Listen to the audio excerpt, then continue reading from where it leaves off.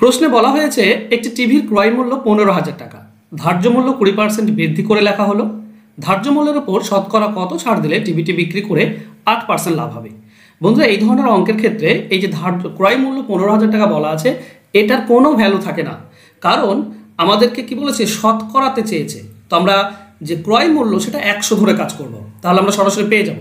ধরো ক্রয় মূল্য হচ্ছে 100 টাকা, তাহলে ধার্য মূল্য কত হবে? 20% বেশি বৃদ্ধি করে লেখা হয়েছে, তার মানে ধার্য মূল্য হচ্ছে 120 টাকা।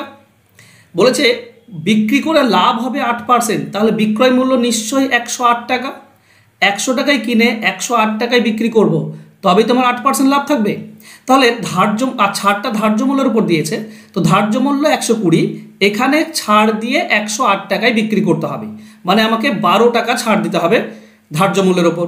তো ধার্য মূল্য হচ্ছে 120 টাকা, 120 টাকাতে 12 টাকা ছাড় দেব, তাহলে 100তে কত? এটা তুমি কাটাকাটি করলে 10% পাচ্ছ। তো এটাই হবে সঠিক উত্তর, ধার্য মূল্যের উপর 10% ছাড় দিতে হবে, তাহলেই কিন্তু 8% লাভ থাকবে। তো অ্যান্সার হবে অপশন ডি। আশা করছি বুঝতে পেরেছো। যদি বুঝে থাকো তাহলে একটু লাইক করে দাও, শেয়ার করলে তো আরও ভালো। ধন্যবাদ।